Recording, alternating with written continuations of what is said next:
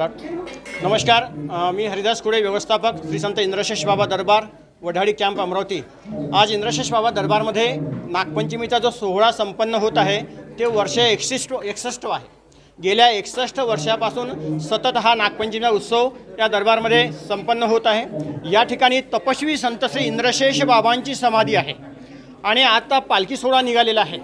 5 दिवस दिनांक 25 तारखेला या ठिकाणी घटाचे तीर्थ बसले आणि त्या तीर्थाचा जे तीर्थ विसर्जन आहे ते उद्याला होणार आहे। आज बाबांच्या पादुका पालखीमध्ये विराजमान होऊन वढाडी नगरीमधून फार भव्य दिव्य असा दिंडी सोहळा या ठिकाणी सुरू आहे।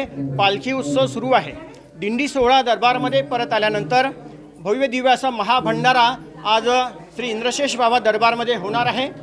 त्याचप्रमाणे उद्याला सकाळी 9 ते 11 आरती झाल्यानंतर 11 वाजता श्री बाबांचं पालखीचं विराजमान होईल, प्रस्थान होईल आणि तीर्थ विसर्जन सोहळा हा सुद्धा सोहळा बघण्यासारखा असतो।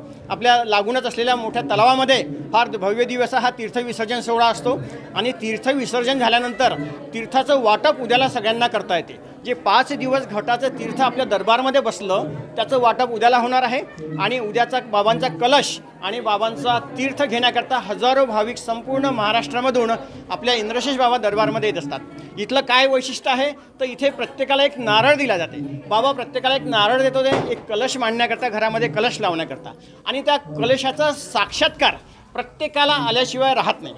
हे हजारो भाविकांचे अनुभव आहेत आणि म्हणून संपूर्ण महाराष्ट्रातून हजारोच्या वतीने भक्तिमार्ग भाविक आजच्या ठिकाणी दिवशी या ठिकाणी येतात। आणि आणखी एक वैशिष्ट्य म्हणजे विज्ञानाला एक चॅलेंज आहे की आरतीच्या वेळेस या ठिकाणी प्रत्यक्षात शेष भगवान छोट्या स्वरूपामध्ये या ठिकाणी प्रगट होतात। तिथे आपण जे बघताय समाधीजवळ छोटं जे पॉट ठेवलेलं आहे त्यामध्ये श्री बाबा छोट्या स्वरूपामध्ये विराजमान आहे। हा इथला साक्षात्कार आहे। त्याचप्रमाणे ज्यांच्या घरी श्री बाबांचा कलश लागतो त्यांनासुद्धा छोट्या स्वरूपामध्ये किचनमध्ये आणि देवघरामध्ये बाबा दर्शन देतात। तपस्वी संतांची समाधी आहे, साक्षात्कारी संतांची ही समाधी आहे।